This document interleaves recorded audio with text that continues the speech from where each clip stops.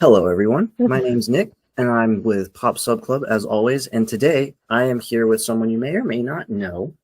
Name is Lis Tham, and you might know her as Lis Wonder. You might know her for her interviews, her cosplays, her chats, her streaming, which I had no idea till yesterday you played Call of Duty. So that's pretty cool. But how are you doing today? I'm doing good. How are you? Thank you for the amazing introduction. I feel like so lately I've been doing in my videos. I'm Liz and I know a little bit about a lot. And I feel like whatever you just said matches perfectly my slogan. So thank you for reconfirming this slogan is the way to go. Hey, no, I'm happy to do it. I mean, I actually liked that when you said a little bit about a lot because I feel that there's a lot of things I know a little about. Like, there's maybe one or two things that we'll be talking about today that I know a lot about, but mostly, yeah, a little bit about a lot. I love that. So, Thank you. But yeah, so you're trying to get into your own like interviewing, chatting kind of space as well, right? Yeah, I am. We had a conversation. So we met in person. We went to Epic Universe. Mm-hmm. We were hosted by Universal to go experience the park. And that's where I met Nick. Yep. And it was like an immediate like, and it's funny because your face, when my ringtone went off, I have the Jurassic Park, like the Spinosaurus eats the satellite phone. That's my ringtone. And I remember looking at your face and you were like, is that the Jurassic Park? I was like, yes. Tile plus. It must. Did we just become best friends? Yup. Do you want to do karate in my garage? Yup. That was literally us during this moment. And it was great. Ever since then, we like literally did so much together. Stardust racers. Mm-hmm. Yeah, we're not like roller coasters, but we did it. We pushed ourselves. That was, and it was wild. I went in there nervous, even though I love coasters, specifically Velocicoaster. I still went in that nervous. Came out, and I was like, I'll do it again, I guess. I think I got 2 in me, and then I ended up doing 3 with one of them in the first row, and I'm like, this ride's actually really fun. It's so fun. And you did great too, because you rode it twice, and we actually got to duel, which was. And I did it at night, also. You did 3 times that day. Well, you're being too modest, though. You did it at night with who? Oh, you know who was racing with us? Gerard Butler. There you go. And that I can't say last names correctly. Butler. My English is like, it impedes me from pronouncing their very good last names. Like my interviewing skills, I don't know. I'm going to have problems with this. But whatever. No, trust me. That is sometimes if there's things I don't know, I just won't say it and I'll just fake it till I make it. But I know it, but my tongue doesn't want to collaborate. So it's like Gerard Butler. Well, I had to just slow down. I think that's just what it is. I have to in pronunciation, I find if a person gets mad about pronunciation to begin with, they're probably not someone you'd want to red flag pronouncing their name too often.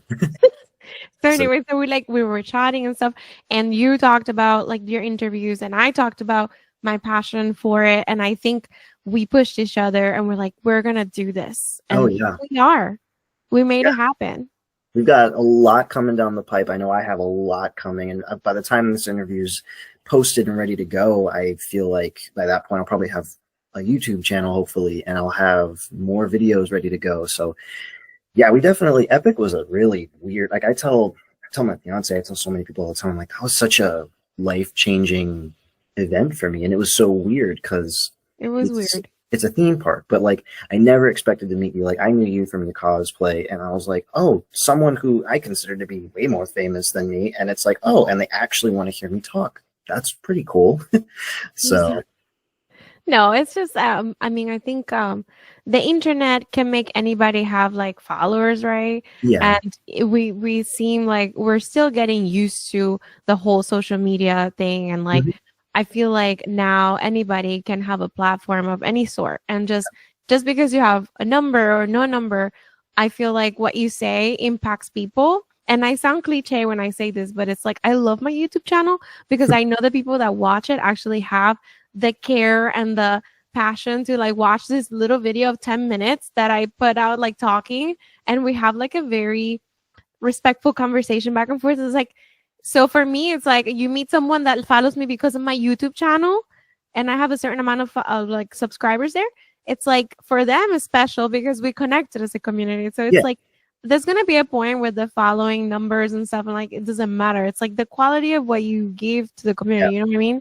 So it's like that's what you give. Like I saw your your stuff that you do. You were so excited to be at Epic and like tweet about it, and like you knew so much about the dark universe. I'm impressed with your knowledge about everything. Everything I was like, so what's this? What's that? And you were so knowledgeable. We talked about Jurassic Park. We talked about so many things, and you're a huge Marvel fan. I mean, you have knowledge that you just haven't put out there yet, but I'm pretty sure when you put your channel, people are going to get so much knowledge from you. It's going to be very educational and have a meaning. So you're going to be very successful in your space. Well, thank you. And that's my hope. Ever since I started everything I've done personally, it's been my goal is to educate, and especially to make people that I talk to feel more than just, I'm talking to you because you act, or I'm talking to you because you direct, or you do this, or you cosplay that. Like, no, you guys everyone's a person. And I want to educate people both on what they've done and who that person is. And it's fun. And I think the same is for you, because I was very, you kind of hit me with like a really interesting fan cast with that Wonder Woman video you did over who the new Wonder Woman could be. And I was like, I don't know who this person is, but I'm on board. Like, that is wrong. But you know what? I wanted to put it out there because I thought it could be a possibility, but also it could be from the new Batman movie. It could be, she could be casted as like, you know, who knows, as the Al Ghul's. Yeah. Like, I don't know. She could be anybody. She could even be a boat. Sorry, I have to quote Family Guy. You love Family Guy, so I understand that. Family Guy and SpongeBob, they live rent-free. I know. I love it. You can just put out there whatever, and like whatever you're feeling at the moment. And some people are going to agree with you. Some people are not. Some people are going to get crazy mad for no reason. I'm like, the YouTube space is very, you have to have tough skin over there. It's not easy. Yeah, I don't doubt it. I mean, I get it myself with my writing. I used to get it a lot when I was a writer. I'll never forget the the article I wrote about Tony Stark and how he dealt with so much unchecked PTSD and was kind of a victim throughout most of his time in the MCU because no one took his worries seriously. And apparently a lot of people did not agree with that perspective. So I have been there. I still deal with it from time to time. I look at comments on some of my articles and I just don't look because I get like, I'm like, nope, I don't need that negativity in my life. I know it's tough. It's tough, man, because some people just take like the real life issues that they have and just take it on like somebody. And we're out there just giving our opinion, right? So it's kind of weird. Yeah. You can't just like please everybody, include everybody. And if you say you like ham, they're going to say you hate chicken. You know, it's like you can't give an opinion nowadays. Everybody's very soft about everything that you think about. And it's really annoying. You have to be so inclusive. It's hard. Interviews like or thoughts. It's hard. It's hard out there sometimes. But you know what? Every little moment where people connect and they chat and they have their moments of, you know, no one is more important than the other. It's just connected by interest. That's what makes it so special. Right. That happened to me in one of my interviews. I was talking to an actor and I was like, I can't believe I'm talking to this guy. And then he like randomly drops a super deep cut on comic books. And then he mentions how he loves the Universal monsters. And I'm like, dude, mention it. Another friend. Exactly. So, but you know, speaking of fandom and all this fun stuff, that's what we wanted to do today. Was basically July is coming, and I've got my Jurassic Park shirt. I got my Fantastic. July is heavy. I don't have a Toy Story shirt. It's the first one I found. Like that was clean. I was like, put it on. Who cares? Why not? I mean, shoot. I put this on because I felt weird just wearing a shirt representing an ice cream cup. I'm like, nope, I need to have something else on. So. But yeah, we're going to talk about Jurassic World Rebirth. We're going to talk about Superman. We're going to talk about Fantastic Four First Steps, and just why, in my opinion, and I'm sure yours as well, this particular summer movie season feels very nostalgic and very intense in a way that I haven't felt since I was a kid. It's heavy. What are they trying to do to us? Why are they trying to give us all of these emotions into 1 month? And break our wallets. Because let me tell you something. I wanted to take my dad to see Mission Impossible IMAX. And he's a senior. So I kind of was like, yeah, I'll get the tickets. It's fine. I have in my house a really good setup. You know, a big TV. Like, so when it comes to movies, even though standard screens are an option, when I go out to the movie theater, I want to do either IMAX, 4DX, or like something that's like, I get the full experience versus just a standard screen, you know, because it's like big movies meant for it and the score and everything. Dude, it was like $50-something for for a senior and somebody to go. And I Yeah. picked a time that was like 2 p.m. It was like, and I'm like, well, this is great. When the summer comes, now in July, I'm gonna spend like $200 on like the snacks and the things, and it's like, Oh my yeah. goodness. I'm not ready. And it's coming. So like I thought that Superman, I thought Jurassic World was sandwiched between Superman and Fantastic Four. I Let's was do it. really, Let's do it. What do you think is gonna be number one? oh God, we're going there? Okay. We're going there. Let's go. All right. See, it's so hard to say because I have inherent biases and I try so hard to convince people that I'm not deciding on my bias, but I think it's going to be so incredibly close between Superman and Fantastic Four, but I think that Fantastic Four, just from their marketing push, it might edge it out, but I don't know because we don't know what Superman we're getting yet. And I feel like that opening weekend will decide it. But I want to say Fantastic Four just because they're drilling it down our throats so much. But I don't know. I'm nervous to even speculate an answer. What about you? I think number one is going to be Jurassic World Rebirth. Okay. Number two is going to be Fantastic Four. And then we have Superman. Like, I think that's the ranking for me. I just feel like Jurassic World Rebirth touches so many people. What is that called? Age ranges. What is that called? Demographic? Huh? Like the demographics? Yes, it hits so many. It hits the older people and it hits new young kids. I know it's PG-13, right? But still, kids are gonna go watch it. It's dinosaurs. Oh, yeah. Okay, so and then I just feel like it's got they were like doing these shows and showing the film so much time in advance. They were very sure that they have a good film there. And what I've heard is amazing things. They didn't have the IMAX, but the 4DX is as expensive as IMAX, so they can make a lot of money. I think Jurassic World's gonna break records, and it's gonna be like one of those. I'll be honest with you, that is my hope because I'm surrounded by a lot of situations where I am the only the only really big Jurassic fan. Not to say I'm not surrounded by people who also love it, but it's very hard for me to say I'm so excited to anyone but the people closest to me because so many are like, oh, I stopped watching after Jurassic World or the movie sucked or Fallen Kingdom. And it's like, I can understand where people want to hop off, but for me, I never did. And even the worst is still the best to me. So yeah, I think so too. I think dinosaurs and the scary way that they have it presented, it's like different. So people are going to be like, if they don't really know fandom when it comes to like comic books like Marvel or DC, and they're kind of like tired of the superhero genre, which a lot of people are. A lot of people that I know that are the muggles of the world that are not like it. They're like, another Superman movie? Wow. Fantastic Four, what is that? It looks like retro. It's weird. They don't know. And it's like, wasn't that the Jessica Alba movie? This is like every conversation I have with the muggles outside of like the fandom. That's rough.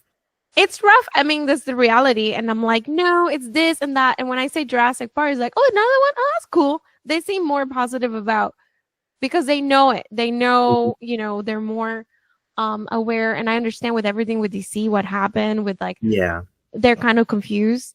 But hopefully, I wish nothing but the best. I have a lot of love for Superman. I think the world right now, how it is, it needs Superman. It needs hope. It needs Kal-El. It needs like that version of it. And it needs more superheroes. Give it to me. And Pedro Pascal is very popular and people love him, especially Latino communities are going to be like, oh, I want to go because he's like, you know, space daddy and we're going to support him. And he has a great cast. And so I think because of those things, they're going to be successful and kids love that too, Marvel, DC.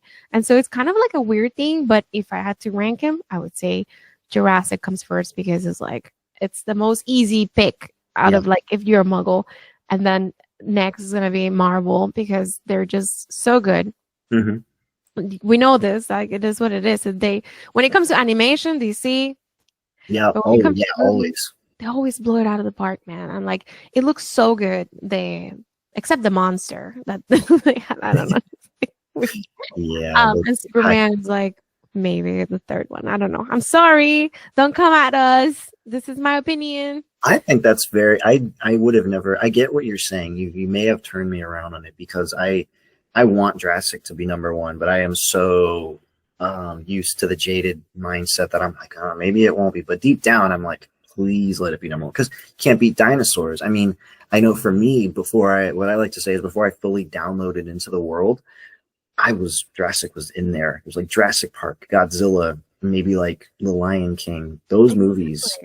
And so for me, Jurassic Park has been around realistic. I mean, literally longer than me, but for me, been around as long as I have. And it's always been special. I've always been there, always seen the movies in theaters from the minute I was able to.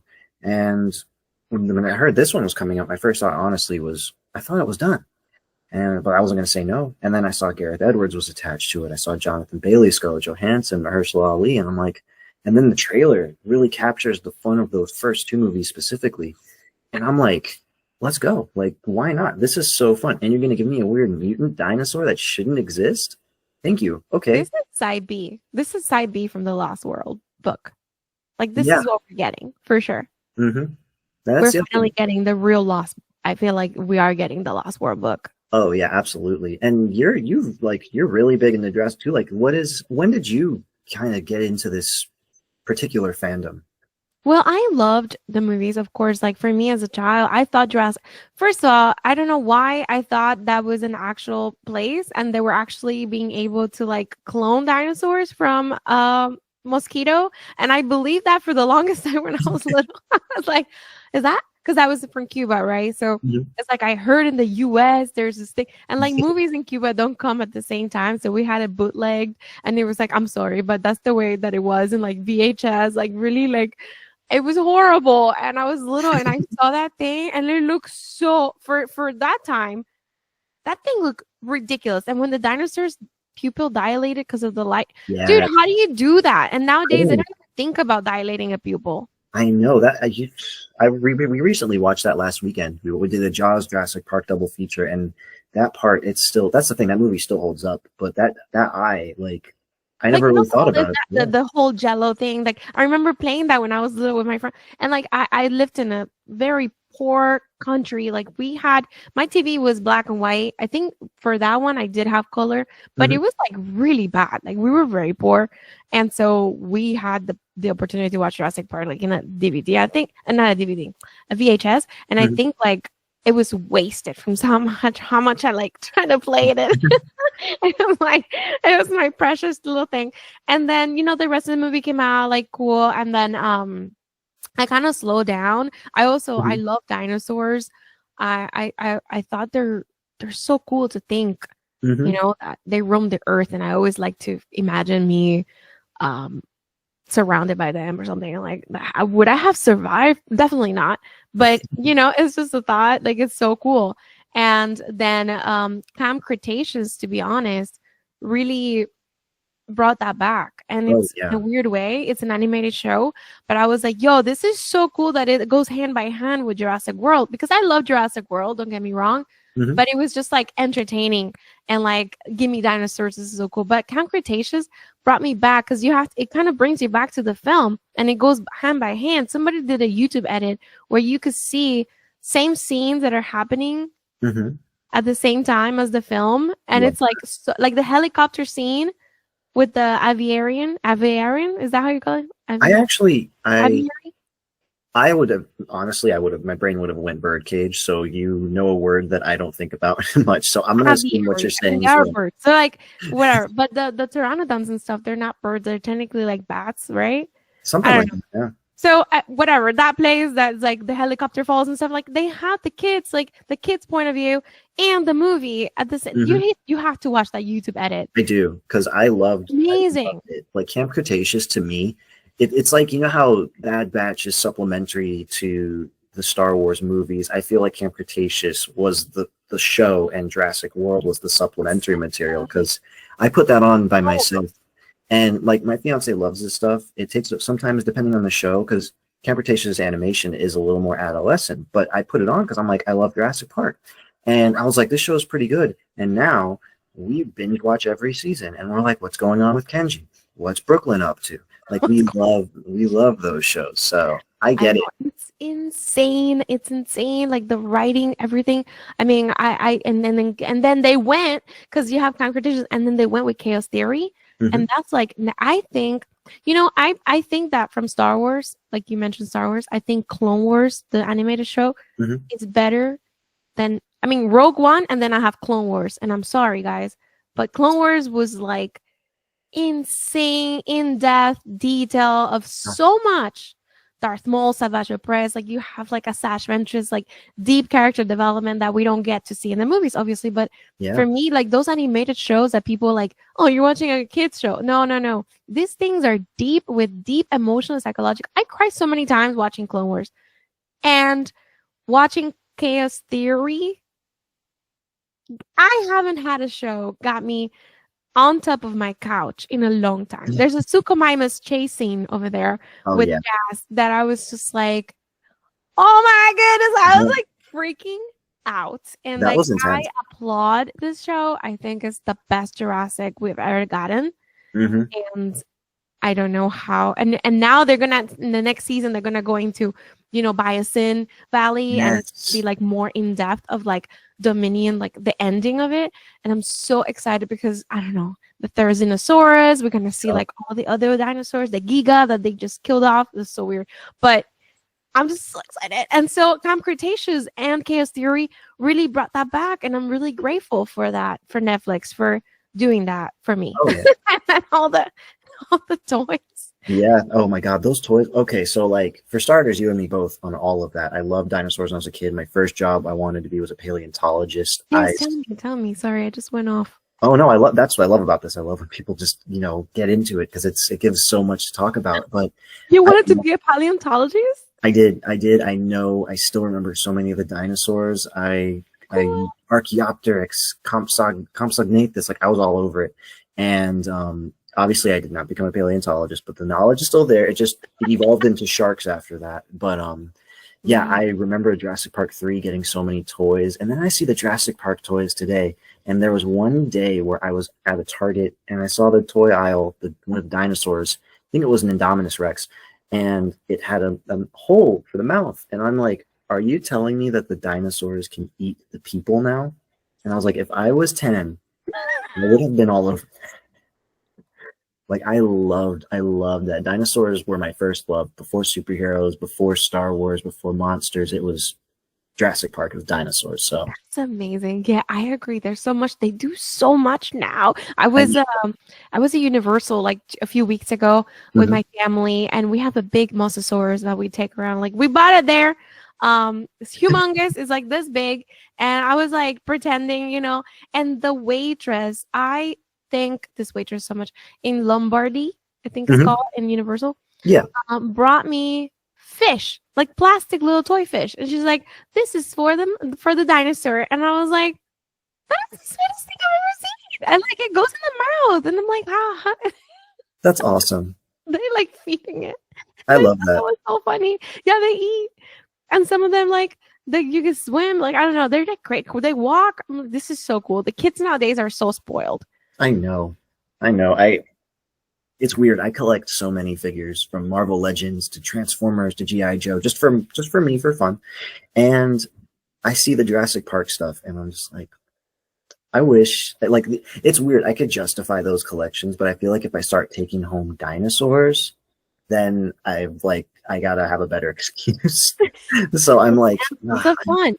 it's Those are so fun. fun. Do it. If I'm I didn't blow my money in cosplay, and I trust me, I will have so many dinosaurs in my house. I don't care. I mean, it's YOLO. educational, right? You can just be like, well, why do you have so many Rexes? And I'm like, well, there's different types of Rexes. So Exactly.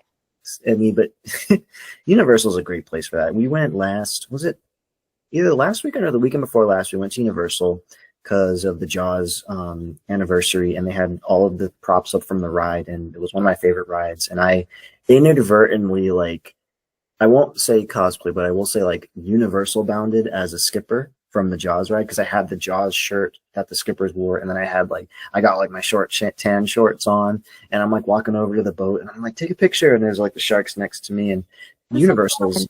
It's such a great place to just It is kind a of. great place. It is a great place. They do a It's great job. that place is my childhood. Like it's my adulthood. My fiance works there. Like Universal's just like in my veins, and oh man, every time there's a new Jurassic Park thing that happens, I'm like, well, I gotta go to Universal because I don't know what they're gonna have, but I have to go. And It's a blast. Like I've never done Velocicoaster. that one. I want to do that one with you, to be honest. That I I love just, that one. I've never done it. I've been terrified. I had the opportunity to go last week. There was 25-minute wait and I didn't do it, but I promised myself I'm going to do it next month. I promised myself. I shook hands. I was like, you and I have a bet to go on the Tower of Terror. Yeah, I hate that ride. Oh man, I've never done it. I don't like heights and speed.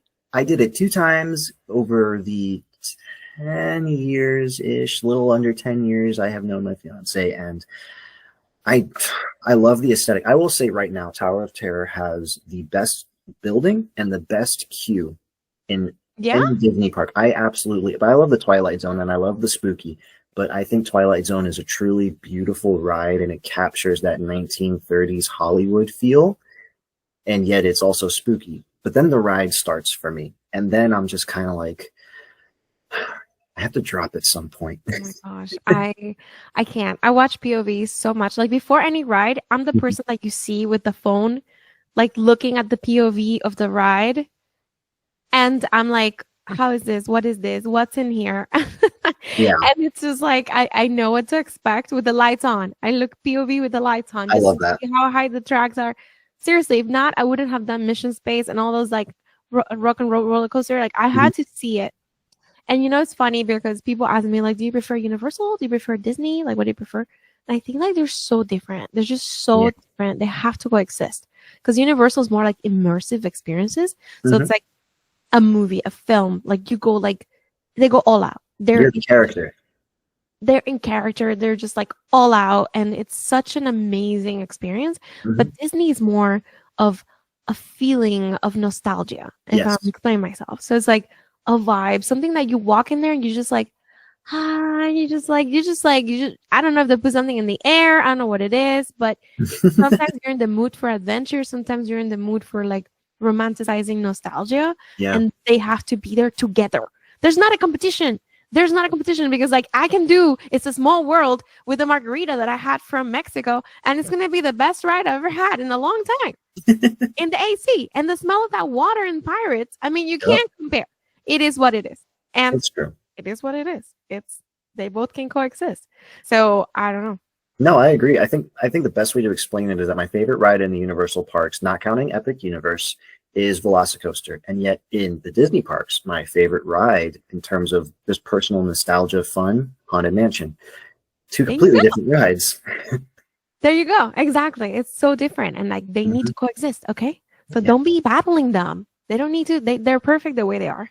I wish people would understand that, but then I could say the same thing for Marvel and DC, but that's a whole other conversation. Oh my god, we're gonna have to do this every month, man. Like seriously, like get everything out. Like, why not event sesh? Every time there's a new property, we'll just have event sesh. Why not? That would be so fun. Like, I had so much going on inside. I had to just like tell you everything. It's so true. Now, before we move on to either Fantastic Four or Superman, I don't know, I don't care which, but I am curious, what is the one thing about Jurassic World Rebirth that you are the most excited for? I'm excited for like being scared. That's a good one. I like that. I want to be scared. I want to be like, oh my gosh, that is a dinosaur. That is so, because I feel like Jurassic World Lost is how would I say it? Dinosaurs were just like, oh, a dinosaur. Look at that. Cool. That's another raptor. Okay, here, I'll touch you. I want them to be like, I can't touch that thing. Or I'll die. Yeah, like, I want to feel like how... doing like that's why I like. I don't know if you've seen Chaos Theory. I don't want to spoil it. Oh yeah, I'm all caught up. The last episode, spoiler alert. The handler goes like tries to like Owen this Carnotaurus, and she gets eaten whole. I love that. I appreciate that. That was wild. That was the first time in a long time I was like jaw on the floor. But piggybacking off of that, I want to be as scared as I was when the Scorpius Rex was in his prime, because that dinosaur to me is the scariest thing out of that trilogy. I think it's terrifying. It has like thermal like things and the poisonous spines. Yeah. I love that dinosaur. Just gave me chills. That thing was terrifying. It looks so scary. It's like, and at nighttime in the rain. Oh yeah, I wish we got that instead of the Indominus. I swear that Scorpius Rex again gave me one of the best dinosaurs ever. We got in the Chaos Theory, the Majungasaurus. We got so many crazy dinosaurs that are like Where have these guys been? I know. I'm still personally, it's not going to happen, but I have personally been waiting for a megalodon just because I love sharks and I love dinosaurs. Even though I have the Meg is right there. But I'm like, no, I want to see a Jurassic version of a megalodon. Right? Because they're scary. But then it's like, as long as the mosasaurus is around, which is fine, I doubt we're going to see a megalodon. But yeah, I think for me though, I'm most excited for the raft scene. The raft. That T-Rex looks so amazing. I'm sad it's not Rexy, but she has been in a lot. I think she deserves her break. Yeah. But I am so excited for that scene. And Dolores. Do you think they're gonna do like the tongue thing that they had in the book? I hope. Like the T-Rex like gets the tongue like wrapped in the kid.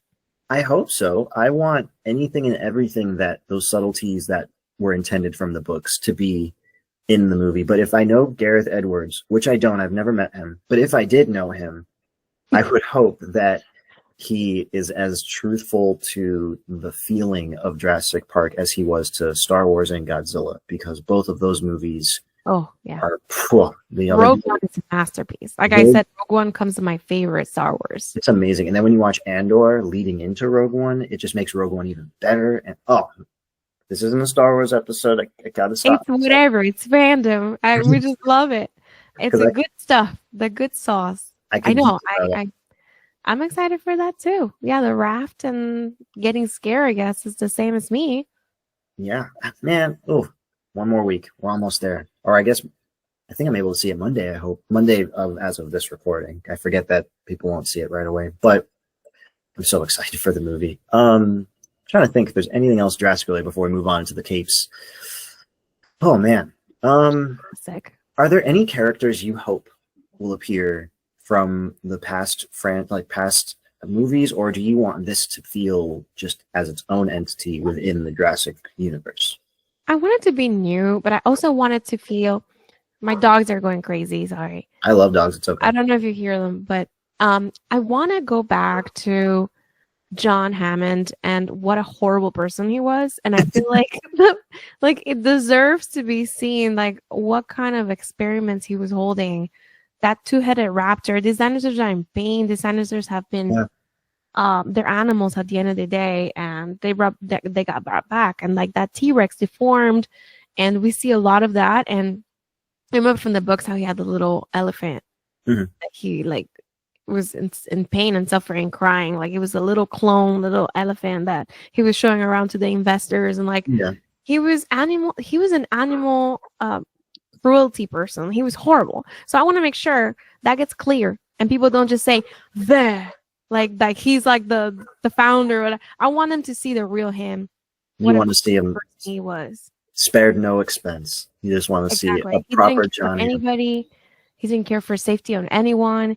He mistreated his animals, and like I want people to see that. I want him to be brought back to the crappy person that he is, and like And I think at the time that movie came out, it made sense for Spielberg to kind of frame Hammond the way he did. But when you factor in the second movie, when you factor in honestly everything, he had to have stepped onto Site B. He had to have stepped onto what I hope this new facility is, one of the other 5 deaths. He had to have been in that facility and seen what they were working on because he was the owner. So there is a window for us to see the other side of John Hammond that we never got to see. And I agree. I hope that we see something to where we're like, oh, this guy sucks. And what about you? What do you want to see? Shoot, if I had a character that could come back, I mean, I love Dr. Grant. He's my boy. So any chance to have him back would be great. But realistically, I would love to just know. I'd love to know how Owen Grady's doing. But I think at this juncture, just bring up the Nublar 6. Like, make them more ingrained. Maybe bring Bumpy in. I don't know. But make those movies. I wish. I wanted Bumpy in Fallen Kingdom just so we know she lived for sure.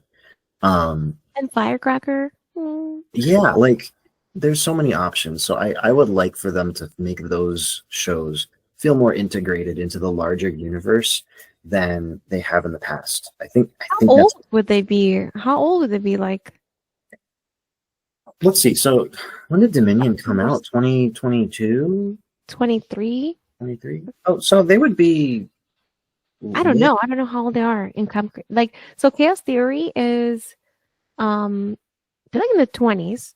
yeah, they're like So let me see, early 20s. 5 years after Dominion, right? So they'd have to be Like probably late 20s, early late 30s. 20s. Like that perfect. If they can introduce somebody like Ben, Ben needs Darius, Ben supremacy. I love Ben. Like that would be great. We need that for sure. Man, or I hope so. Darius.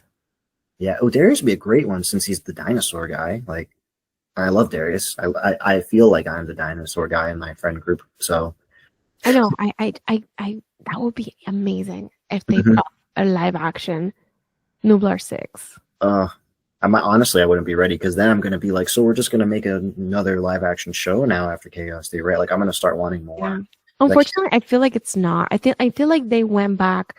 David Koepp is the screenwriter for this too, which he was yeah, like first. I think they're trying to kind of go back because basically what happened is that Michael Crichton, I can say whatever. I think it's Crichton, Crichton. Crichton. Michael Crichton.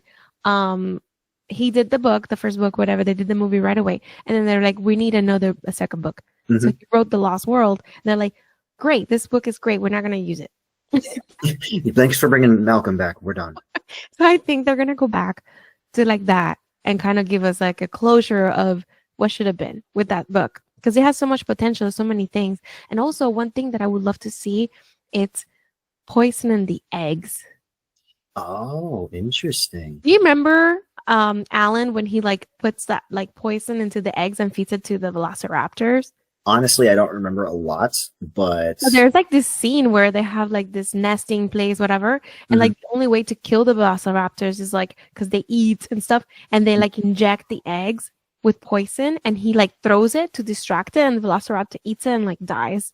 That's the way that he was able to get out of there. And I was like, this is so cool because I see so many eggs in the trailer, and I was like, if they poison an egg and like give it to like one of the big carnivorous like things that are gonna attack it, like that would be, I would freak out. I would like cry if I see that happen in real life. I don't know. Little nuts. That would be so cool. So dope. I guess. I mean, I got nothing else for Jurassic. I've been so dinosaur coded today that it has been bananas. So I don't mind checking out some Cape stuff. But would you rather do Superman or Fantastic Four first? I'll leave it to guest choice.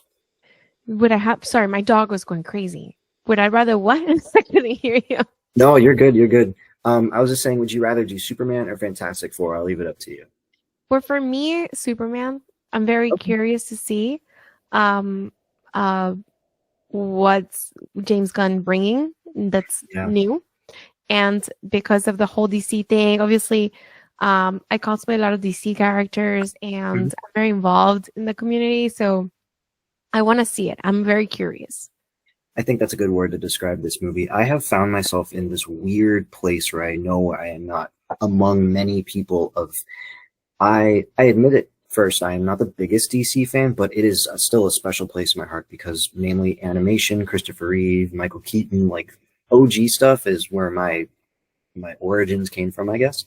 And I have been in such a weird place of curiosity and cautious optimism with Superman because on the one hand, I'm like, James Gunn is great, but I've also seen so many of his superhero movies that I've kind of noticed his tropes and the similarities. And I really want this one to not be what we've seen, if that makes sense. I want to Yeah, see something like, it makes total sense. I got, I got Guardians vibe with the suits, with all the leather.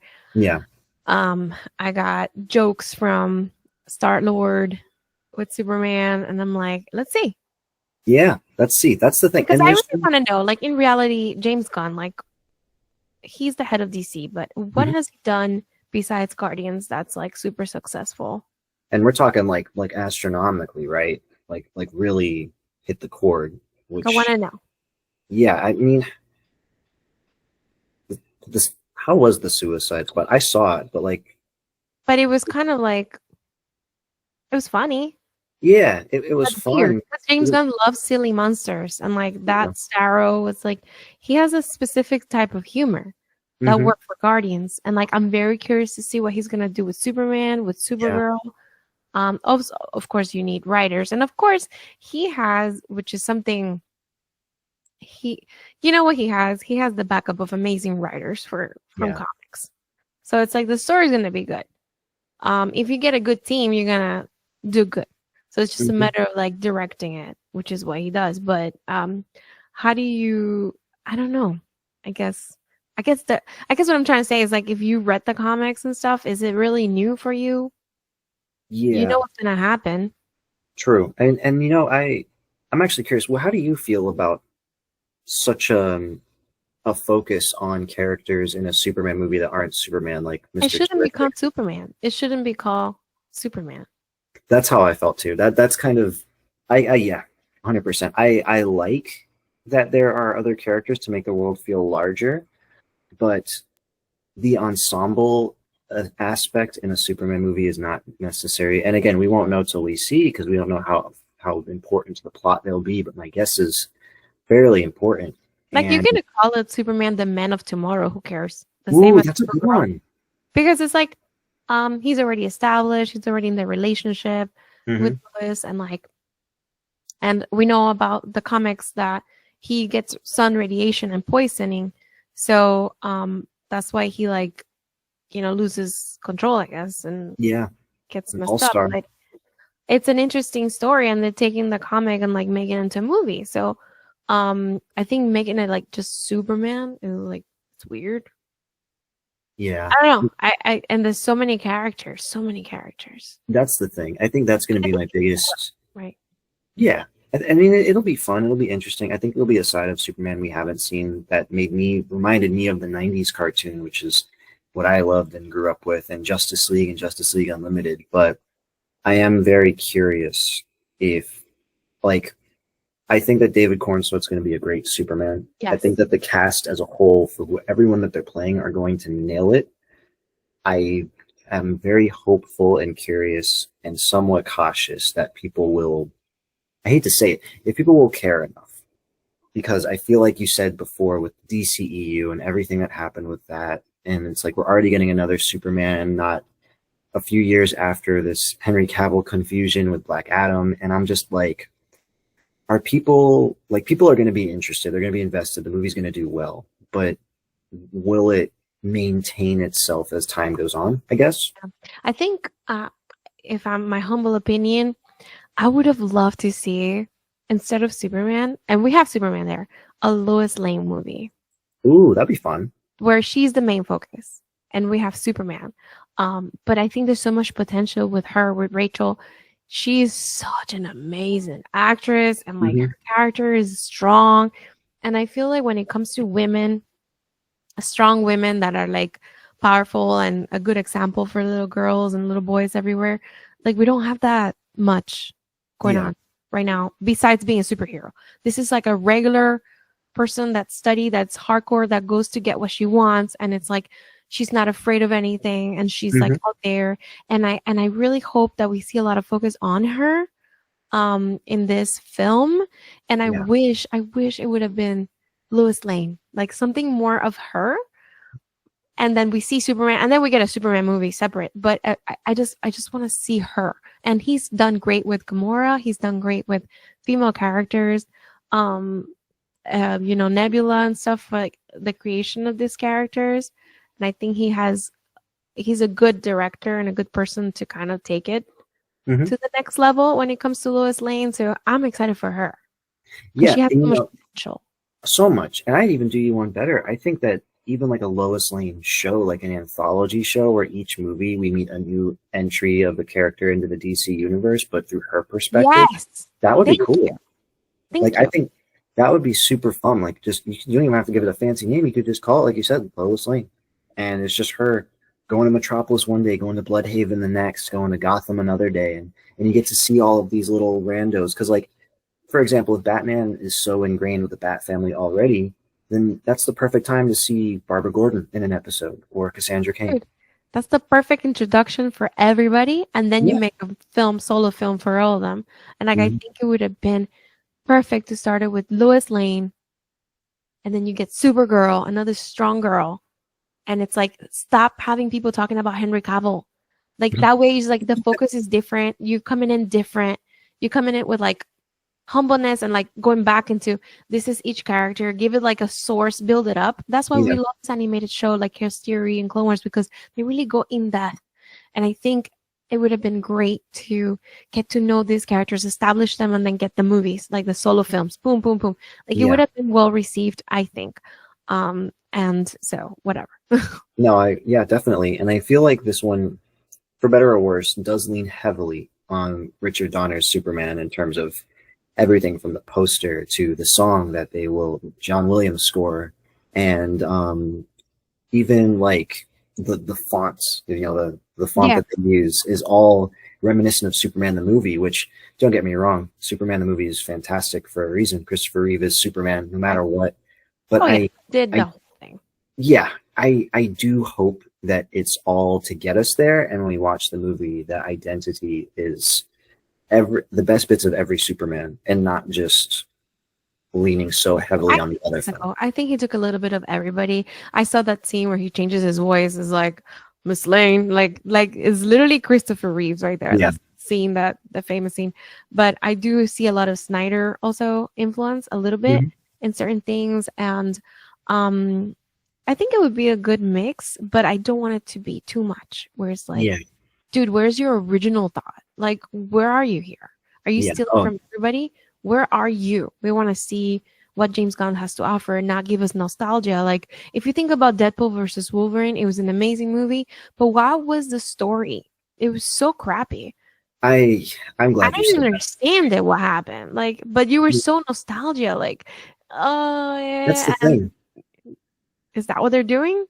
No, I agree. I'm so glad. I feel so validated that you said Deadpool and Wolverine, because I watched that movie a lot because I love the nostalgia. But the ending felt abrupt. It made no sense. I was like, what? This movie's just fun. And thank you for the nostalgia and Blade, and I lost it. But like, if you really sit back and you're like, okay, what did I just watch? And it's like, if that movie came out a couple of years earlier, I think it would have been like, no, but I say that because that movie came out, we don't know what happened, and we have X amount of movies until Avengers Doomsday. So like a movie slot that could have been used to really get us somewhere was just for funsies, like nostalgia trip. I feel like Superman's going to be a little bit of that. Oh no! But what he has is the comic book. It's great, So it's like, so there is a story there, and there is emotion, because Superman is full of emotion. There's going to be music that's going to hit you, whatever. So it's going to be a good blockbuster overall. Oh yeah, it's definitely going to succeed. There's no doubt about it. Because I know all the versions of Superman. I don't want to feel nostalgic. I don't want the Flash. It gave us like all these scenes of like I was like, oh my gosh, come on, man. George Clooney out of nowhere. It's so weird. I don't know. So, I get it. No, I am the same boat as you. I hope that there is an identity to that movie that isn't just reminding me of what I love about the character so much. I want to find something new I love about the character from it. So exactly. And I was wondering too, you have always been a very huge fan of what Zack Snyder did in terms of the iconography, the imagery, the characters. Of course, the DCEU is also very divisive. And I come from the camp of, I really enjoyed Man of Steel. I really enjoyed Wonder Woman. And I kind of pick and choose from there after that. But what is it about that universe that you have always enjoyed so much that just kind of pulled you into it so quickly? I think that when it comes to cinematography and when it comes to like really doing the research, he does a great job. And he surrounds himself by people that know a lot, like Jay Oliva and like other people that have worked in these films. And for Men of Steel, I think the fact that they created a whole new language, Kryptonian language, and just like all the details and the depth of the character, which a lot of people don't. I feel like Zack Snyder was very advanced for his time. So like, let's say he did Watchmen, but if Watchmen came out now, it would have been way more successful because people are used to that. Or like you have Zack Snyder's Justice League, if it would have come out now after we have The Boys, where it's like you understand a dark version of certain things, or the multiverse, it would have been better received. I just feel like he's like way ahead of the curve when it comes to like things like that. Yeah. in the DCU, but he did surround himself with a lot of knowledgeable people, and we have, a little bit of Injustice, a little bit of Flashpoint Paradox, which is one of my favorites, and we see this throughout the film, and I just love the music.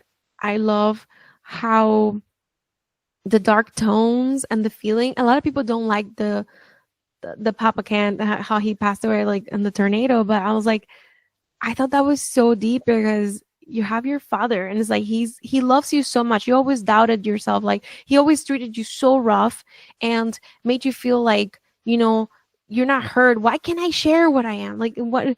And the dad's like always against you, and like you have this clashing thing because he's protecting you. He loves you so much. And at that moment, when he's like, I'd rather lose my life for my son than have the world treat you as an experiment. And I get chills because it's like, people don't get that. I don't understand. And like, he shows his real like father love to give up his life for his son, who could have just flown and saved them. And I think that's so deep. And it bothers me that people don't understand it. And I hate that I'm such a nerd and I freaking get like teary eye over here because it's like, you realize your father loved you more than anybody. And he's passing shouldn't be for nothing, and it's like weird. It's like this, and Superman, in a way, he's human father. So it's like you're struggling to know your real self versus your father. And at the end, he kind of was a perfect balance between humanity and his father. And you have to do what's right to save what you love and who you love. And it shows that flawed aspect too. Like these aren't perfect. He's flawed. Yeah, he shows that, something does happen to like BVS to me. Oh my gosh, the comic book, The Dark Knight Returns. I just love like Frank Miller's like the comic book, and having seen these come to the big screen. Literally in BVS, Ultimate, I was like, this is so cool. We have the actual like suit of Batman, and the Martha scene is also another scene that people are like making fun of. But I thought it was like amazing because if it shows the kind of Batman was like Martha, right? Save Martha, and it's like Batman was like, hold on, am I becoming the one thing that I don't want to be? Like he has a mother. Also, like he was raised by this woman, and like I don't know, it's just like so deep. And if you don't really like watch it over and over, I feel like the Snyder's movie, the more you watch it, the more you realize little things, little details. And I just thought it was great. It was great. No, the way he does it, I don't know. I get it because I remember when that came out and everyone was ragging on the why did you say that name and all of that. I was the fan who knew these characters pretty well, and it never clicked that both of their moms were named Martha for me until that movie. So I could never rag on that scene because it made me go, oh, well, that's weird. I mean, like the intended effect worked on me as the viewer, and the imagery of the movies have always been something that I enjoyed. Like Man of Steel, BVS, Wonder Woman, and the Snyder Cut are probably the ones that I really like enjoy in terms of the iconography and the imagery, like seeing Batman with his grapple gun and the lightning bolt, and he looks like Batman in the Frank Miller cover, like those little things, or the entire warehouse fight sequence, like it's so cool. I love that. And don't get me wrong, I don't want to talk about the Martha scene and just leave it at that, because I was like, I need to expand on that. I just want to expand on that. What I mean is like when Batman, when Bruce Wayne lost his mom that day, he became dark. He lost his soul. He became somebody that it was unstoppable violence. And he would go out there to look for violence and to save the world. But in a way, he loved the violence. He loves to get beat up. He loves to beat up people. So when Superman said, save Martha, and he's like, that's his mom. And he's like, my mom. He had flashbacks of like, yo, if this guy goes dark, like I did, he will be unstoppable. Yeah. And it wasn't like, I'm going to hook up with you because you're my friend. It was a fear. It was like, we cannot let this man lose his mother, because if he loses his mother and he becomes as dark as I did, imagine this thing, this Mhm. God thing that has with unstoppable power becoming upset like I do. He will be unstoppable. He will not just kill people and become a god on earth. So I'm going to unite with him, and I'm going to make sure I have a plan on how to kill him, team up with other people that can get him killed if needed. So it wasn't like we're buddies now. It was kind of like out of fear, out of like, Yeah. I need to study this guy. I need to be like, yeah, I'll help your mom. And he's like, let me go save that moment, because before this man becomes an unstoppable god. And that's what happens when Lois Lane gets killed during Zack Snyder's Justice League. He becomes the equation, the anti-life equation. Like, he becomes that thing that Bruce Wayne was fearing. But we see when Superman loses someone he loves, like his mom or Lois Lane, he will become somebody unstoppable. We have the comic. He killed Joker. He like just went through his chest. Yeah. And so for me, it's like a lot of people are like, no, they became good friends. What is that? Martha? Okay. No, man. Bruce Wayne, this is where we see Bruce Wayne's intelligence. He flipped the switch. He's like, let me step back, because if this guy becomes as dark as I did when I lost my Martha, he will be unstoppable. And so he that's when he created the Justice League. That's when he was like, he had a plan. Remember in Zack Snyder's Justice League, he had like the vision, like the whole hologram of Superman. He had studied he wasn't friends with Clark. Like, he was studying the guy. And that was awesome. And I just wanted to expand on that, on what I meant, but like, that was a great scene. If people are watching and they still don't get it, that's what I got from it. And how much I love it. That's smart, though. I actually never put that together, but it's very Batman. It's very on brand with this Batman. And it's a Batman who... Very Justice League Unlimited. Very like, I don't trust you, bro. Yeah, it's classic Batman. We've seen so many comics and movies about that. And on top of that, Batman is someone who has lost twice. He lost his parents and he lost Robin. And if Superman lost his mom and lost Lois, it's exponential. Batman is the peak of a human being in the DC universe, and Superman is the peak of an intergalactic being. So if someone understands each other, it would be Bruce understanding what kind of crazy new god this could become. Yeah. And that's when Zack Snyder was going to do like more of new gods, and we're going to have, Jack Kirby's like, Dark Side and like, dude, this was like awesome. For me, it was amazing because I read all those books. Justice League, what's the one with oh my gosh, with Grail? What was the one? Oh, I don't know. I don't remember, but I read that one and I was like, there's so much darkness in DC. I love that. And it's like, I want to see a happy Superman. I'm like, bro, but he's so multidimensional. We have Red Sun. We have so many versions of Superman. Why can't we just enjoy one thing and like, that's it, call it a day? You had The Boys for darkness and people love that. We should just but I wish if it would have been done correctly and it would have come out now, I think it would have been a huge success. It could have been really cool. I would have loved to have seen the finished vision just for the sake of it too. And it makes sense now, asking you what you thought of the new Superman after you explain that, because I can see where there's a degree of concern and a degree of risk in making Superman feel brighter, more animated, which isn't a bad thing. No, I love it. I love Superman. And while it's okay to do that, I can see your concern in that you hope that with that we don't lose the layers and the depth of his character that the other movies brought in. Yeah, I personally like the dark. Like for me, Wonder Woman, that Earth, which she takes like the spine of Superman and uses it to wrap her lasso and just like go crazy. That's a version of Wonder Woman people don't like. Sometimes they don't even like her with a sword. I love her with a sword. I love her killing people. Medusa, like cutting heads. That's me though. And like me, there's a bunch of people that like the dark versions of the DC comics. So just like a lot of people are so used to Christopher Reeve's movies and they don't go into the comics like in depth. And they're just like, no, this is just one type. Like, this is the good guy Clark. And I get it. That's like what most people are used to. Yeah. But there's so much to Superman. And if you really think about who he is and what he could be, how dangerous he could be, it's kind of scary.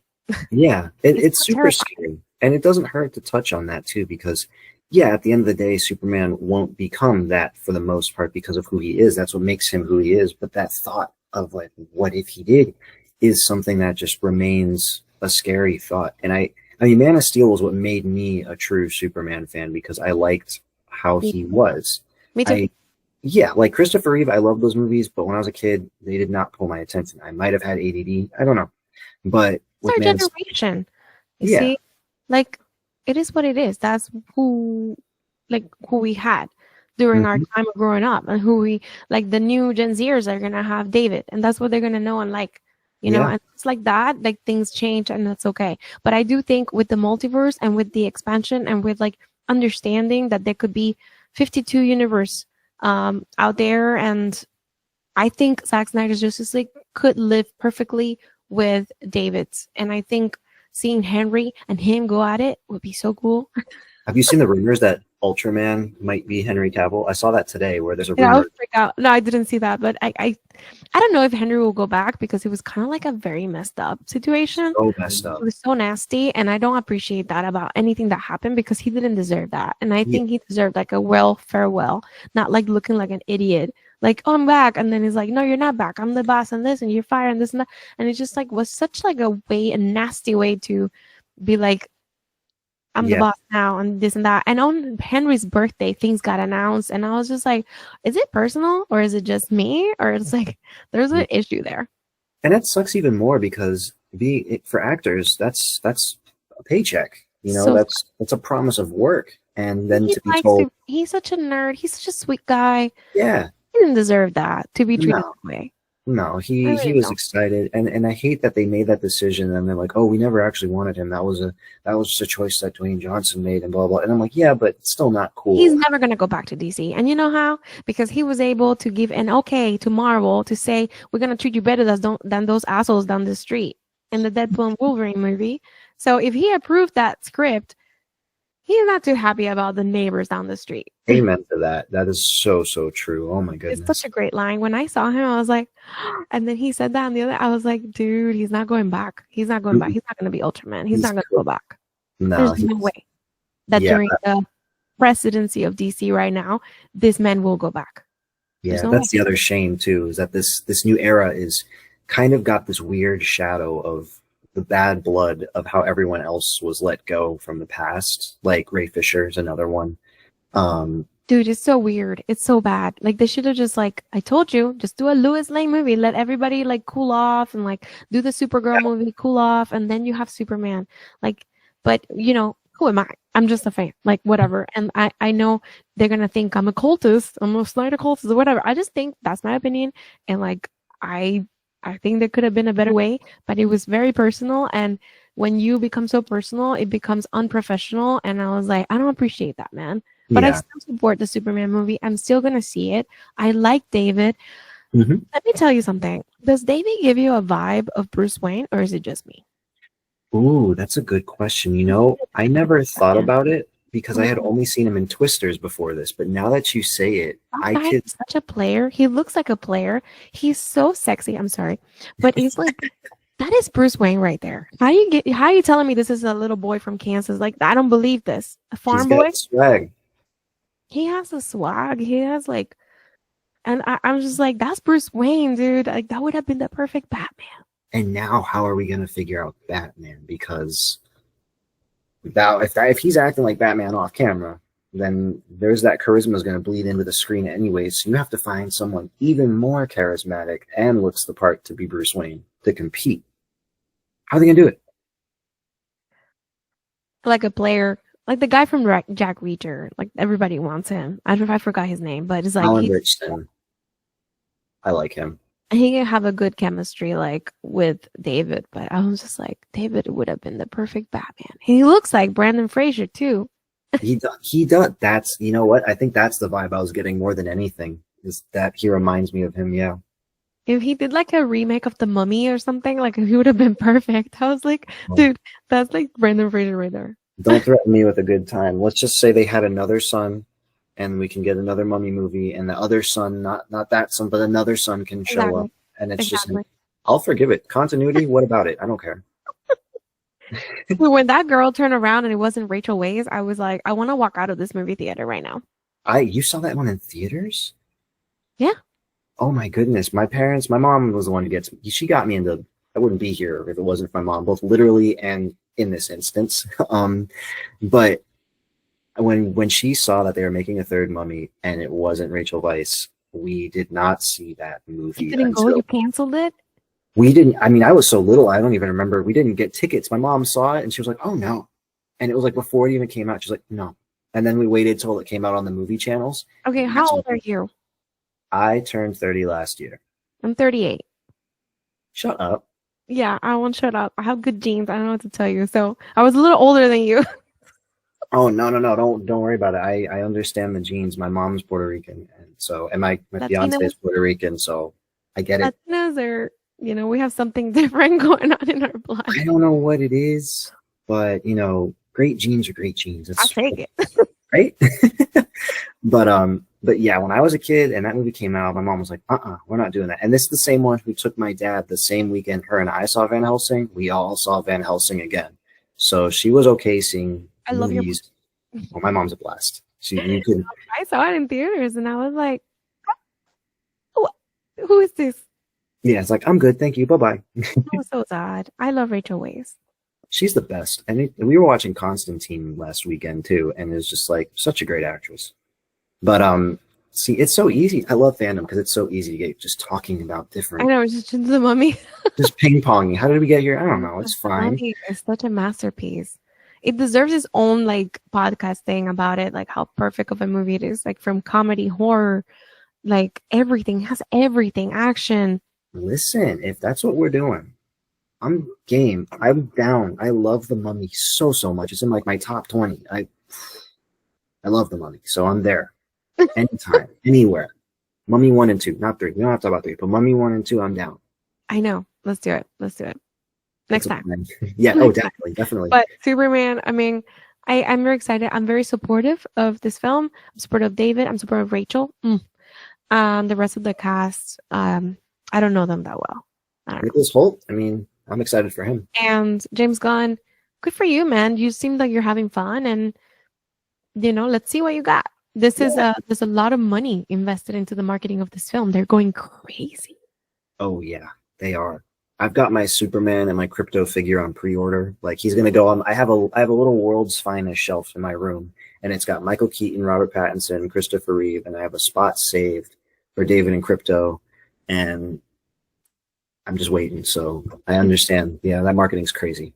The marketing is wild, and they're just everywhere right now and spending a lot of money, millions and millions of dollars into marketing. So I really hope it does well. It did take all the IMAX screens, a lot of them. So, because Jurassic World doesn't have any IMAX, it has 4DX only. Shame. I think I'm seeing it in RPX, so it makes a lot of sense why there was only Dolby and there's no IMAX for it, which is what a shame. So stupid to me, because it's like, were you afraid?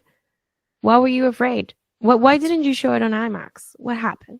You don't want to compete? Did Warner Brothers really go out there with all their money to they wouldn't be saying that basket? I tell you.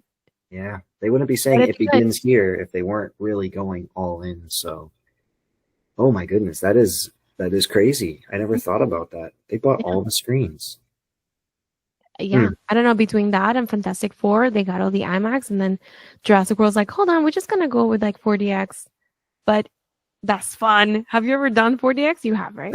I have on purpose, and I have on accident. My first one was Infinity War. I missed Twisters. I'm still pissed about that one. We got Twisters. But that's crazy. I know. I wanted to do that one, and we missed it because I missed that ride. But we did. I had to do a review for Novocaine with Jack Quaid, and I had a last-minute screening on a random Wednesday, and I didn't realize it wasn't a critic screening. It was just a pre-screening.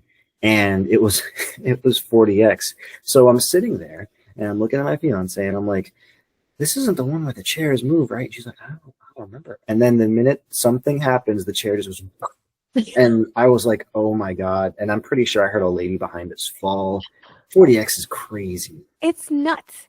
It's nuts. I love it. I watched the Batman in 4DX 2 times. God.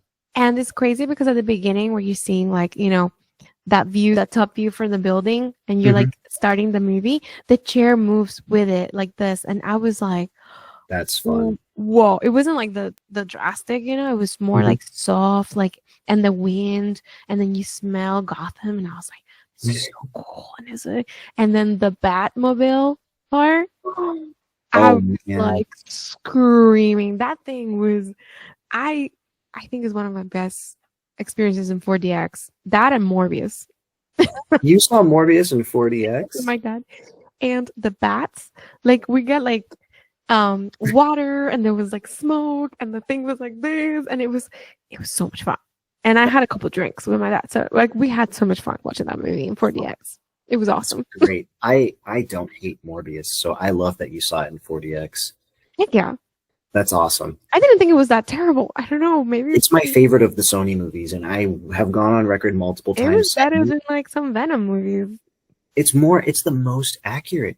I it's so accurate Thank to the you. comic, and it's Thank weird how accurate it is. And I'm like, Jared Leto's a good Morbius. If they gave more you. It's great. attention to the movie, I want to see him fight Tom I Holland. don't Like, understand why people are so like that. Like I just thank you. It's like I never seen anybody that I'm like, I like Morbius. Okay. Like I enjoyed it, and it was so much fun watching for the X. I was like, Morbius, look, it doesn't help that I love monsters. It doesn't help that he was a cool looking vampire. It doesn't help that is it Adria Arjona's in it.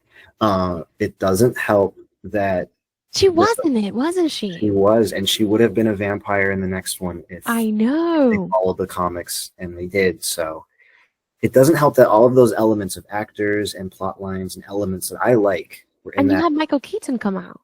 Yeah, out of nowhere. Don't know why, don't know how, but The I like his Vulture. It whole could have gone somewhere. So yeah, I like Morbius. My favorite of the Sony movies. The Venom ones, meh. It's I okay. like. First Venom was so funny, but like the Morbius, I agree with you. Yes, thank you. I Okay. am. If there is a mediocre to bad movie out there that a lot of people don't like, I might most likely like it, depending on what Yeah. it is. The thing is that you see, we're passionate about movies and how they make you feel. And if you're really passionate about something and you do it with the right people, it's like different. For You, example, like I didn't get the screener. We're gonna talk about this, whatever, for Jurassic World. And like the only screener that I got, it was the day before the embargo. So it's like I can't really go. But at this point, I'm gonna go with my family and friends. Because I'm gonna go with my family and friends, that already is gonna make it biased. yeah, I'm gonna have a blast with my family and friends. When I go by myself to do a screener review or like a movie, like, and I'm alone, I have nobody to go, I'm just like analyzing everything by myself. hmm It's like you get to see it without the bias of like seeing your nephew laughing or like your dad scared of having like popcorn sharing or like that experience of like, yeah, it's way different. So that right there is gonna take it to the next level. So like when my review comes out, because I watched it with my family and friends, it's gonna be one of the best movies I've ever seen. oh for sure. I Like was the I'm not gonna same do way. bad in it. That Like happened to me. Yeah, that happened to me when I watched Transformers 1. I had to watch a screener and I was by myself, oh, and the brother wasn't able to come. So I'm like, I'm a huge Transformers nerd. So I'm like, hell yeah, Transformers 1. I watched the movie. I'm like, that was really good. what do you guys think? I guess I'll write about that later. So And yeah, after, and it makes it even better because like you know what to expect, and you're like, you know, what's yep. coming, so you look around. I'm that person. Like if I invite you to watch a movie, you better watch the freaking movie. Oh yeah. I'm gonna be watching you. You better not look away. Look your phone because I'm turning it off. Like I get, it's like super like that's something you don't do. Oh yeah. I start sweating when I know a good part's coming and no one's I know. looking at the screen. I'm like, come on, this part's really good, and I don't want to. I don't want to ramp you up. I want you to experience it. But I know. I know. That's so funny. I it's love so that. cool. Yeah. Oh I yeah, love- it's great. I am so excited. But you know, getting back to it, yeah, Superman, I think we're gonna be there. We're excited. We're cautiously optimistic, but we're hopeful because we I'm love buying this. tickets. I'm buying tickets. My tickets are already bought, people. I, Like I'm good to go. So I the might next play Lewis Lane. Who knows? I might go love for her so it. much. Do it. That Well, sounds I so have to see it first, right? But I feel like I will like it. I mean, I'm showing up with a Fantastic Four sweater before I see the movie. I'm that confident I'll enjoy it. The thing is, like, we live in this society. We live in a society. I feel like such like a Jared Leto.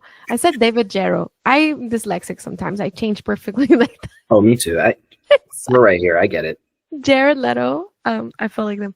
But we live in a society where like now cosplay has become like, what movie's coming out next? I want to do that. Mm-hmm. So I get invited. And it's like, I get bothered because it's like, no, I'm going to cosplay something else. I'll wait for the movie to come out and then I'll cosplay that, you know? Yeah. Like, what if you don't like the person you're cosplaying as? Then you walk out and that's they're the worst. That's what happened to me with Wonder Woman 84. The trailers look amazing. They had Blue Monday, which it never played in the movie. No, it did not. Oh, it did not. It was very cool. Like I was like, and then I got the freaking suit ordered. It's so cool. I was like, I want that suit. I want it to be screen accurate. But I also got like a few things from that film. Like I was able to meet Gal in person and stuff. Like I was doing ask her a question. It was really cool. But so I ordered the suit because I was very excited. And then the movie came out. I was like, I think there was like a arrangement situation with like the script. I was like, what happened here? Like it's just it's weird. It's a homage to Linda Carter's type of Wonder Woman style, and it's cute, but it wasn't like, it was different than what I thought. It was entertaining, but you wasted a perfectly Kingdom Come suit on something that you didn't have to waste it on. And don't get me started on Cheetah. Cheetah is my favorite Wonder Woman villain. I know. I was not. See, I walked out of the movie entertained.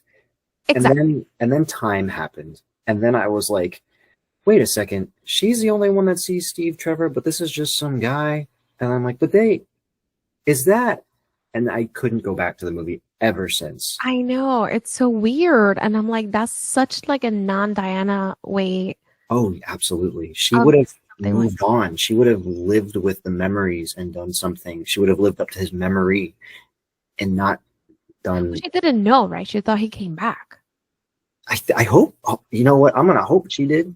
Yeah, the beginning. She's like, how are you here? And she just got like lost, and like the stone like make her do something that I was like, you literally like actually like.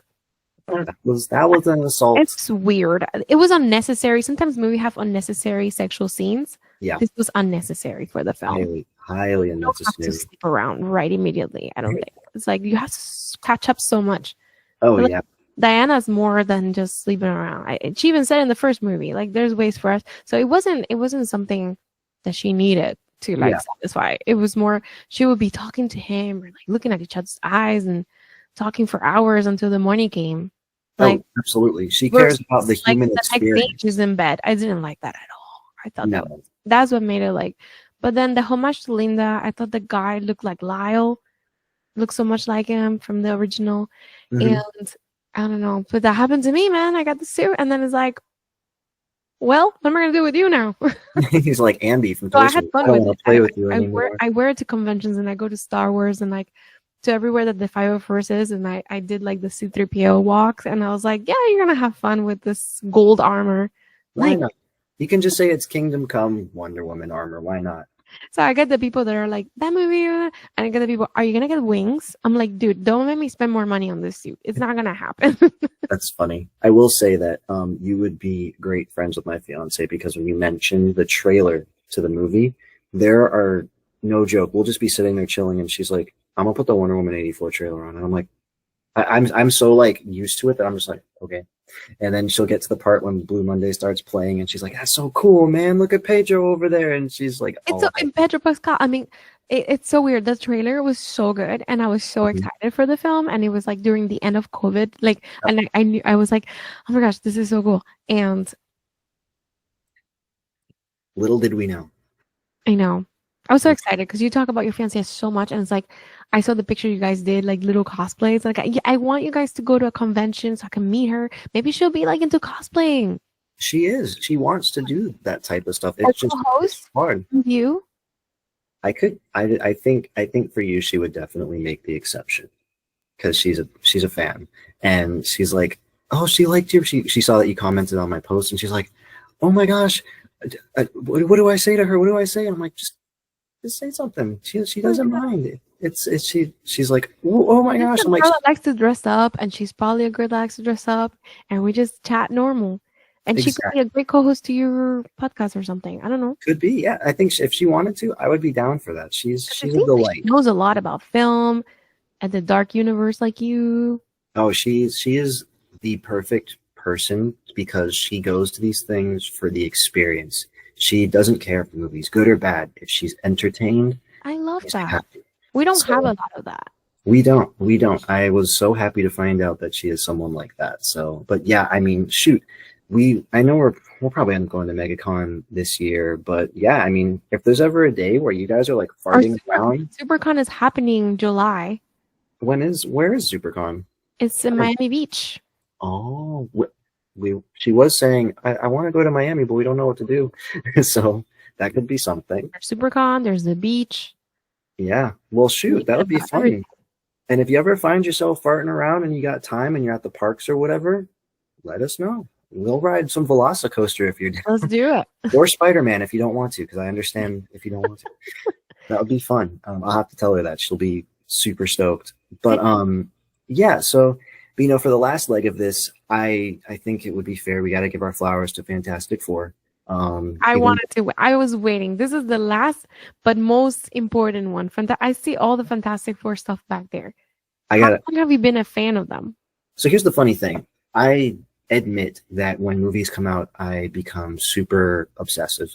But the thing with Fantastic Four is like my top two favorite Marvel characters are Spider-Man and Danny Ketch Ghost Rider, because I relate to Spider-Man heavily and I love my spooky heroes. But Fantastic Four, I have always loved for the reason that they're not superheroes. They're explorers. I'm a space nerd.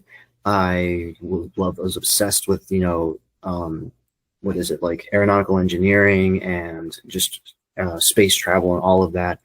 And I used to have a little invisible woman in my freezer when I was a kid. And when she'd get to room temp, you could see her. But when she'd get cold, she'd disappear. That's so funny. Yeah, so I love the cartoons. One movie that I remember vividly my dad taking me to see was the Jessica Alba Fantastic Four, which I still love. When I'm sick, I put that movie on as a comfort. And I love that they're a family. I've always been like the one person out of my friend group who loves the Fantastic Four unconditionally, because they are just they care about. They want to chart the unchartable. They want to know the unknown. They want to figure things out because they can, and they're curious. And that's what science is. And I love that about them so much. I love the dynamic. And I remember, and I used to wake up every morning to school. My parents would put on Boomerang, and it would be the Hanna-Barbera Fantastic Four cartoon.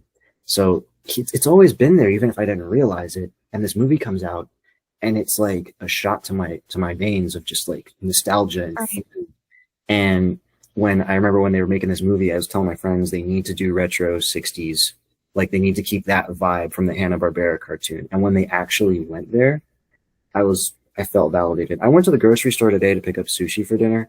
Tell me how I walked out with the Fantastic Four Pop-Tarts and the cereal boxes, and I just went for sushi. Like it's problematic. I'm looking at pillows. I've already got Marvel Legends figures on pre-order. Like that's so special. I love it. It like heals your inner child, I feel, and it brings back like comfort, like you said. And I feel that's what happens when we grow up.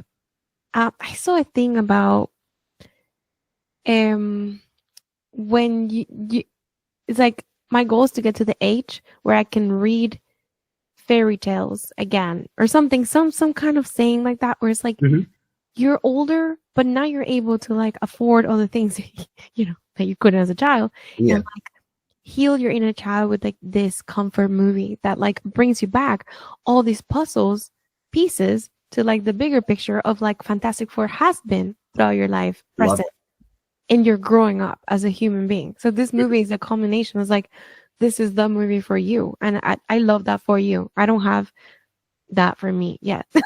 I think maybe Jurassic Park.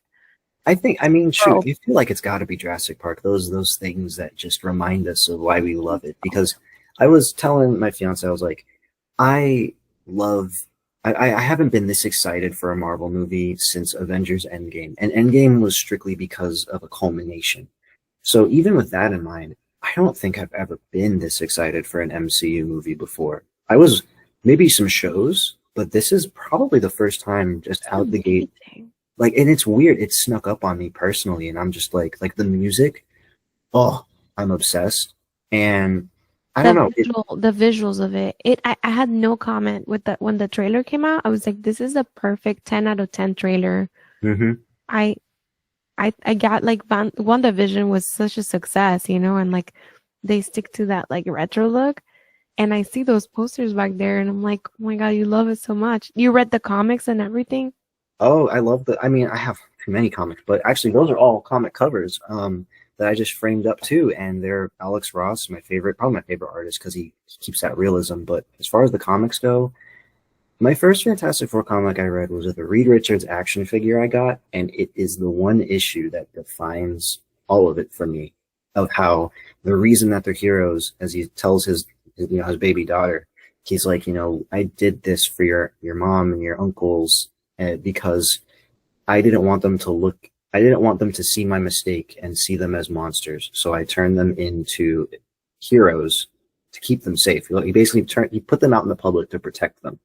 And then the reporter who was there for the day to watch them and like write about them basically says they're not heroes, they're imaginauts, they're explorers. And it defined everything for me. So I will always read a Fantastic Four run when they're available. I unfortunately got in the comics when the Fox and Disney feud was at its height. And so they cut most Fantastic Four out of the picture. Hmm. So I was reading like the 2-in-1 with Johnny and Ben until the Fantastic Four came back. And it's one of the comic runs since I've been collecting, which has been about 10 years of reading comics right now. The only one of like maybe 2 or 3 that I have read since I started and don't plan on stopping. Like they're top 5 teams for me, probably my favorite team. It's just, I love the comics. I'm more of a movie guy, but I do love the comics and the team is so great. Right. So I don't know anything about Fantastic Four besides the Jessica Alba movie. So like if you can tell somebody, because I might use this for like a real one. Oh, no If you worries. can tell somebody really quickly, this is like one of the biggest fans of Fantastic Four right here. If you can tell somebody in like 40 seconds what is Fantastic Four about in general, All right, 40 seconds. I can do this. or So, like you know, quickly what it's about, and also if you can recommend your top 3 comics to read before the movie. oh goodness. I don't Okay, know. Think I can about do it. this. Okay, I can cut this, but I'm gonna do a sign to the camera so I know this is the point where I can use it for my like, and then Awesome. you can do it for yours again. Cool. Okay, cool. So the Fantastic Four are a group of 4 individuals who go to space and are bombarded with cosmic radiation. They crash land to Earth and they all wake up with superpowers. And one of them has a rocky exterior. He's called the Thing. He's super strong and he hates how he looks because he's the only one who can't change back. And then Reed Richards is Mr. Fantastic and he can stretch. And he's also incredibly intelligent, which is a real superpower. And then Susan Storm / Susan Storm Richards is the Invisible Woman, and she can turn invisible, create force fields. And then Johnny Storm is the Human Torch, and he lights on fire. And that's the team. And the 4 of them live in a city in New York called the Baxter Building, or a building in New York City called the Baxter Building. And they basically just, it kind of boils down to Reed wakes up, gets an idea, and if the idea leads to a portal to a different world, they're going to check it out. They're not putting on a suit to go and patrol the streets like Spider-Man. They are strictly scientists. Johnny is a hothead and he loves the spotlight, so he is the one who'll probably be pitching to everyone new deals, new brand deals, and ad deals, so that way they can keep doing what they do. Ben is the ever-loving blue-eyed thing. He's the nice one. He's the one that everyone respects on the streets. And Sue is, in my opinion, strongest and the real heart of the team. And so it's just adventures. It's like watching an episode of Star Trek or Land of the Lost if they all had superpowers. They just go on different journeys. Face many villains, most iconic, Doctor Doom, my favorite Fantastic Four villain. And yeah, that's basically the team. That's basically the story. You read them for adventure and for fun retro pop science. You don't read them for villain of the week. As far as stories go, I'm gonna have to look at my library real quick. I like to call it my library. It's just shelves. Do it. I would say I can't give issues because I'm bad at that, but I would say as far as runs go, I would highly recommend Jonathan Hickman's Fantastic Four. It's one I'm reading right now. It's great. It sets up everything. It's actually inspired the movie. It leads up to what would become Secret Wars in the comics. It's like the catalyst. And Mike Wieringo's, he was the artist, and the writer was Mark Waid. Mark Waid and Mike Wieringo's Fantastic Four from I think the early 2000s. That's the one that got me into the Fantastic Four. You'll see a lot of their art if you just Google them. Great run. And I mean, you gotta touch on some Stan Lee, Steve Ditko. I mean, Coming of Galactus is a big one. And then John Byrne's Fantastic Four era. That's great. And then the most recent one with Ryan North is very fun, very wordy, and very sciencey, but rewarding. So, in a nutshell, I think that's pretty much everything I can say about what you should know and what I recommend reading about the Fantastic And Four. what makes the Fantastic Four different from every other superhero? You said like the science thing, but what makes it different for you? I mean, they're just not they're superheroes because they have a sense of right and wrong, and they have an outfit and they have an iconography, but they don't care about it. I think that's what makes them so different to me.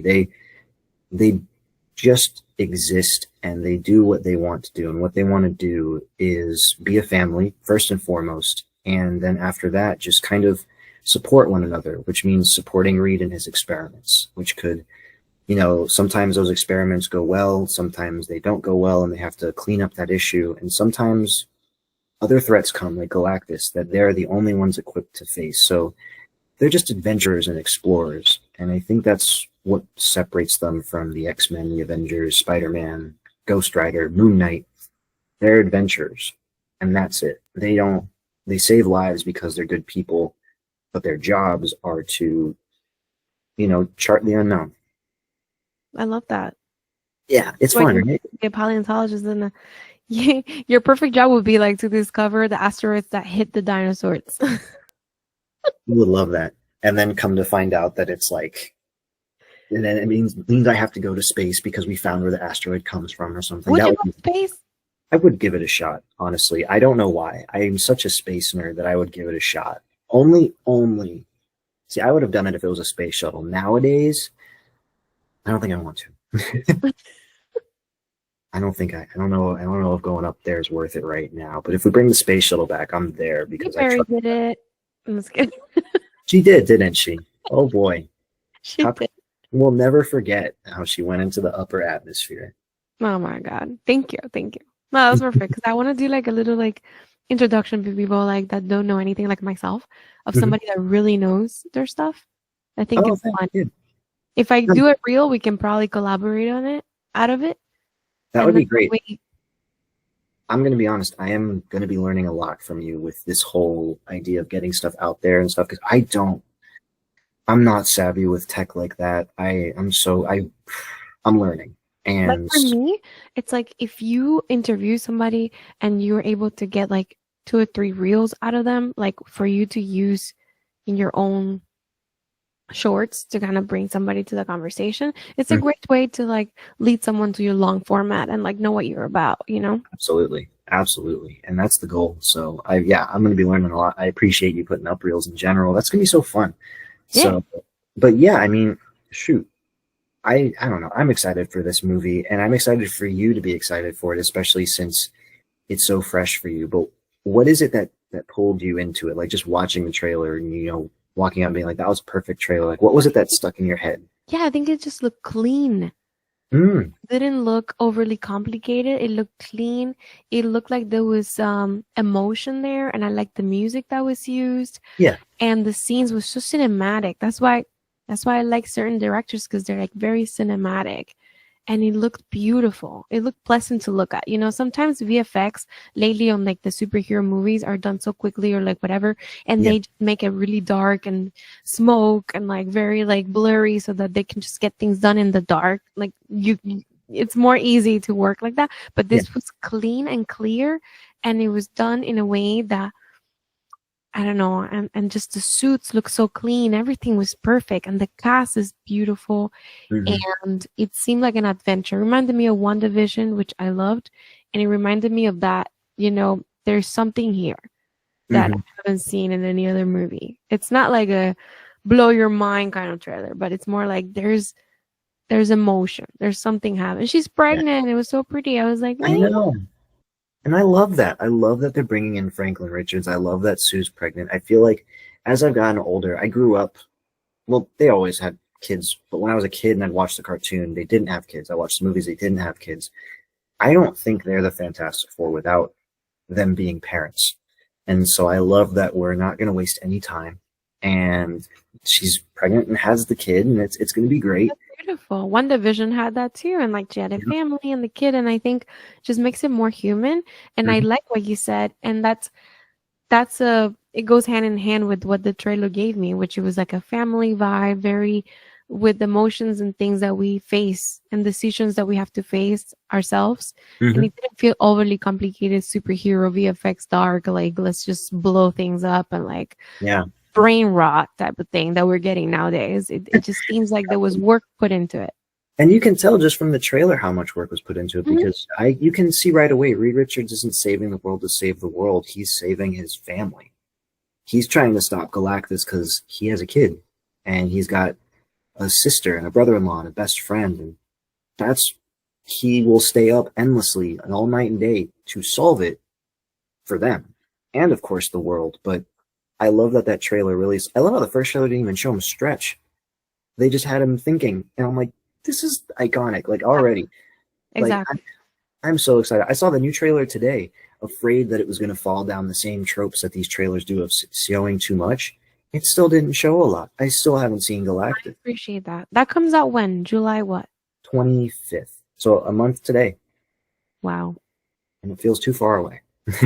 I'm so excited. I hope you get to interview people from the movie and I wish. I mean, oof. Off camera details for that, but I do wish that I get to do that. I'm happy I've been able to talk to people tied to a Fantastic Four lately. So that alone is just so fun. But who's the director for this? I think it's the I'm not gonna lie, I think it's the director from WandaVision, Matt Shackman. No. Yeah, You think so? Are you 100% sure? I'm 98. I'm gonna like look it up and then we're gonna do a shout out, a call. I'm so close. I hope because I think it is. I'm like yeah, 98. Jackman. Yes. Listen, Matt, we have a huge fan here. Somebody that knows everything, comic books, all the characters, passionate, grew up with this. If anybody can interview you about this film, it would be my friend over here. It's true. I think I could do it. I think I can ask good questions. I'm good at questions. I'm good at just like hanging out. So let's talk Fantastic Four. Let's talk WandaVision. Let's talk about just Doctor Doom, not Robert Downey Jr. We can just talk about Doctor Doom. I don't know. I'm there. I'm game. I would love to do it. So here we go. Everybody help us out. Come on. Make it happen. Maybe. Hopefully. Please. I know. It's just like, it's crazy. It's all about popularity. And like, I feel like people that really have the knowledge and really love the things are the ones getting left behind. But this is going to change because Matt is going to show the world what it really is about. You got this, Matt. I have faith in you. You haven't missed yet, so you make WandaVision great. You're going to make Fantastic Four great. Now let's make this interview great. I think I love this pitch. I love it. I know, all off the cuff. Let's see how I can put that. Sweating to death, but I think we got this. I think we got a lot. I mean, it's like 9:20. We were talking for almost 2 hours. Gracious, I did not anticipate that. Well, I mean, I don't want to keep you too much longer either. No, like it's great. I have to go, but it's like, but I think we covered like Jurassic World, Superman, and then am I forgetting another movie? We got Fantastic Four that's coming out in July. That was for July. The big ones, those are the big three for sure. That's it, right? I think so. If there's not, then I'm sorry.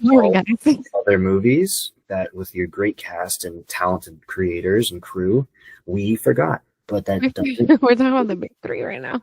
Yeah, it doesn't mean we don't love you. It's just dinosaurs, Superman, and Marvel. It's kind of. You know, like that's just what it is. But this is like it's gonna be our monthly little thing to put each other like. Once you become too famous, please don't remember me. Goodness gracious, if I ever became too famous, if that ever happened, the first thing Remember I'd the do. humble beginnings, okay? Oh, come on now. I Yo, mean, the if first thing you I'm gonna get do is pay off. applications, if you not come, if you get chaos theory, somebody, you need to mention my name. Make a promise right now. I will mention any and You every need to name cover I some of can. that. I think that for something like that, I can only pray they don't give me 4 minutes to talk, but I will do what I can, where I can, when I can. I like to help out the people that help me. And if I ever did get, Fantastic Four, I'll send them your way. oh, yes. There you go. That's how we gotta do it. You gotta look out for one another. It's the only way we I can think move on. that's what it is, and it's like help each other, on the way because And I think that's a good message to kind of close that out on. Like, help everyone. We can't get to where we want to be on our own. It doesn't hurt to ask for help, and it really doesn't hurt to collaborate. So this was helpful. Like it pushed my boundaries. Like it's like and now I'm doing like interview style, and it's new to me, and I'm excited. One-on-ones. When I did my other interviews, I had co-hosts back then during the COVID times, and like I was very nervous and I was like very not myself. Now doing my YouTube channel and talking and like I'm myself. Like I'm gonna say what I think and like who cares, So it's like a new stage of my life, and I think it's great. And this was like the first thing I've done like this. So thank you for that, for helping me. Absolutely. Well, for starters, you're a natural. I wouldn't have guessed this was the first time. And second, if you need help with clay for anything, like in terms of questions you want to ask, how to frame them, anything like that, please let me know, because I'm down to help in any way. Interviewing is the most intimidating and yet easiest thing to do. I feel like it's not intimidating for me though. I like it because I'm curious. I want to know the person, and I feel like it's fun to get to because I don't see celebrities like celebrities, and I think that's one thing with you also. Like you don't freak out over like. You're just an actor, Oh, I freak out. I just hide it very well. If you see me now, this is me when I'm interviewing. I don't freak out. I was like, it's so funny. Like when I saw Gerard in Let Right, I was like, yo, I have to say, this is Sparta. And I was like, yelling at him. It was really fun. And he was like, that's the best This is Sparta I've heard in a long time. That's awesome. I was like, we connected fingers. That's so cool though, but that's how you do it. That's where I gotta be. I gotta get more or less nervous about these things because I've done them so much as is. But I just they're very talented people. They're like the best in their field. Of course, you're like, damn, you're awesome. But like sometimes people like freak out too much and like stop it from asking a good question that comes from your heart that you really want to know. Literally, couldn't have said it better myself. Because you love it and you're really curious to know. I'm sure if you get to meet Matt, you're gonna ask him like legit Fantastic Four questions. Did you read any comics? Did you prepare? Or like when you were like, what's your favorite run? Like there's gonna be conversations that are gonna happen that because you really like Nick wants to know, And that's the best from the heart. Getting those questions answered. I absolutely love it, and it'll happen for you too. And I can't wait for it to happen for you. I'm so excited. I'm gonna be there for that interview. I'm gonna listen to that. I don't want anything else except season. What is it? 4 of Chaos Theory. Like I'm gonna start my campaign from now on.